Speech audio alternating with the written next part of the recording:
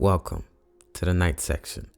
So let me flat out just say this. We all need a 40. And when I say we, I mean us artists. And if you're an artist listening to this, you know exactly what I mean. If you're not, let me explain. I think in today's world, we are so uber focused on getting songs out. It's a very fast-paced market, and I think a lot of artists suffer at the hands of those expectations. There I might even say artists are becoming slaves to the market.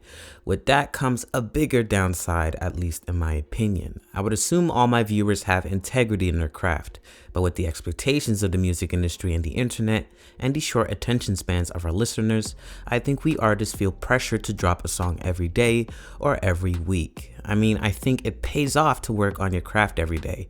There's no discussion about that. But to feel like you can have a subject-heavy, technical-ready, and quality song out in those frequencies is just preposterous, straight ridiculous. Like the saying goes, great things take time, and it's true, especially when it comes to something like music. But with this constant looming shadow over our heads, telling us to rush the process, I think we are doing ourselves the greatest disservice.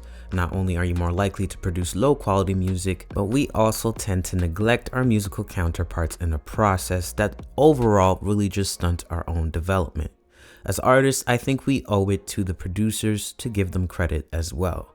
Because just like you as an artist, they spend large amounts of time working on their craft, if not more. They feel the same pressures as us, and I feel like a lot of times as artists don't regard them on an equal level playing field. Let me point out to you arrogant artists out there. If you want to be a spoken word artist, go do that. But if you want to be a musical artist in any capacity, respect the producers. A lot of these producers have shaped your sound. A lot of these producers sparked the inspiration to your best songs. A lot of these producers have been with you since you started embarking on this journey. And this includes producers on YouTube.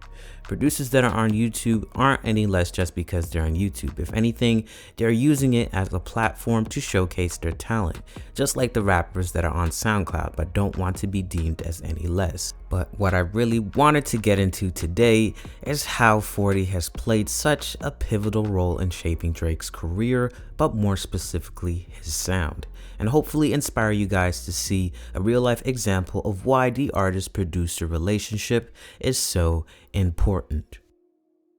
Now, I recall hearing Drake for the first time in elementary school on the radio with his first Billboard Top 10 single, Best I Ever Had.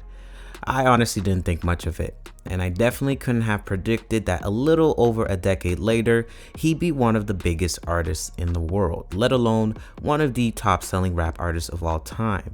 It's hard to really think back to that time and imagine the world of music without Drake. I know a lot of you guys, Gen Z specifically, have literally grown up with Drake.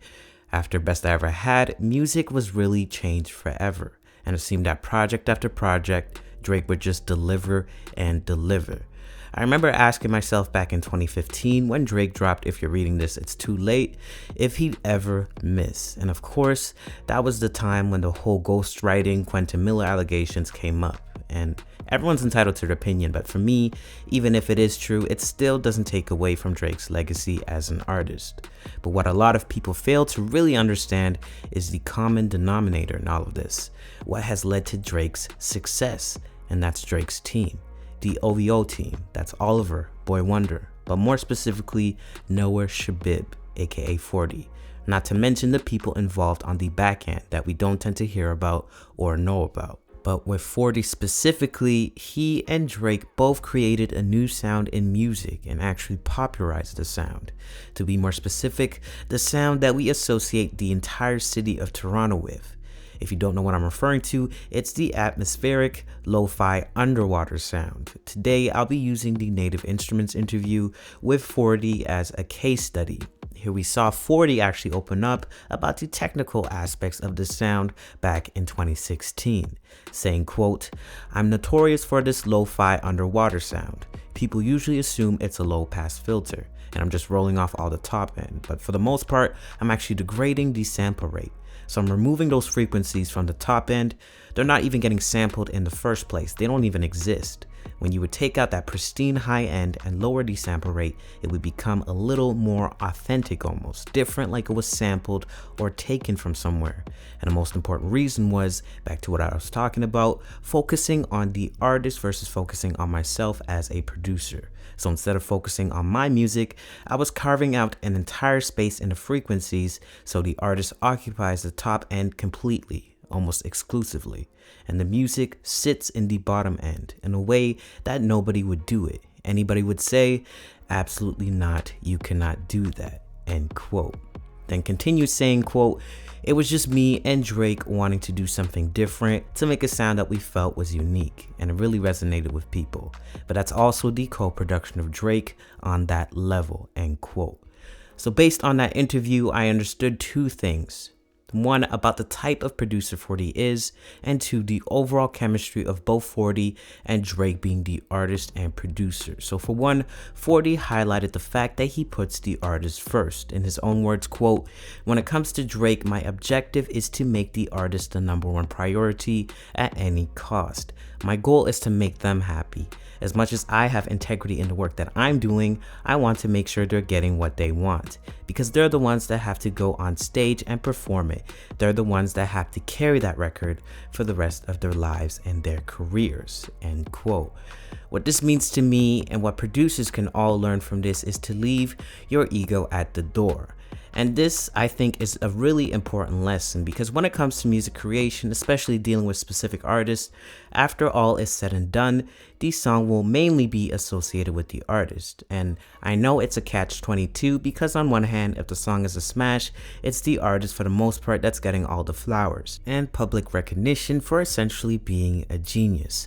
But if the song is terrible, it's the artist that has to take majority of the heat. In both cases, for both artist and producer, it's kind of a win-lose situation, as the producer usually doesn't get credited for an amazing song by the public or media, though it has changed in recent years. But in the same token, if the song is terrible, the producer can kind of hide in the background and not be subjugated to as much scrutiny by the public. But at the end of the day, it takes both parties to come together and make a record. And I think some producers have a tendency to sometimes want to showcase their talent, which is understandable. And of course, you want to make the best record possible, but they sometimes don't keep the artist in mind or leave any space or room for the artist to really express themselves. And that can be problematic, because at the end of the day, you want a song to reach as many people as possible. And the way for you to get your message across as a producer is to do it through the artist. And that's an art on its own. That's why I say the lesson here is to keep the ego at the door and keep in mind the bigger picture. The flowers will come along the way. And this advice, if you want to call it that, is coming from one of the greatest producers of all time. And imagine with all of the credentials and awards 40 has gotten, he's still able to recognize that at the end of the day, it's not about him personally, but about the music, which is translated best through the artist. If you allow the artist to be their best, it makes for the best outcome of the record. This basically tells you how both 40 and Drake were able to be this successful. And now the second and final part of this is the overall chemistry between the two. The fact that 40 even credited Drake for his co-production in creating the lo-fi quote-unquote underwater sound. This is just the testament that it really does take both parties, or rather collaboration, to create something monumental. I know a lot of artists, they like to sit back and kind of let the producer do their thing, and that's fine. But I think it really shows the difference between an artist who likes making music and an artist who actually loves the craft. And 40 in this interview kind of gave insight on Drake's actual process, being that he is very involved in actually crafting an entire song. But for Drake to be even involved in such a deep level, there has to be some trust established between the two. This is going back to the actual chemistry between the two. I think for a real artist and producer relationship to thrive for a long time, there has to be at minimum mutual respect for each other or some basis of friendship. And as we know, Both of them consider each other their best friends, and frankly, them even working together from the beginning of their careers had to do with a lot of timing, being at the right time and at the right place. I know for a lot of you artists and producers, you're probably looking for your 40 or your Drake, and trust and believe, I know how difficult that is. Because if we really look into it, at least nowadays, everyone is looking for short-term rewards and want to make money right away. What people don't really see is that 40 actually took a chance on Drake and vice versa. They really invested in one another and grew with one another. They understood that the music came first and the money would follow. That's why they're where they're at today. So when I say we all need a 40 to our Drake, it's a two-way streak. Both producer and artist must come together and realize they are both needed to progress the culture forward and push the perceived limits of music. And that's it from me, guys. Thank you guys so much for watching. I hit 50 subscribers this past week. My goal is to hit 100 in like 2 months, so please be sure to subscribe and engage about anything you like throughout this video. Please leave a like, it really does help, and hit the bell notification if you do want to see more. Night Section out.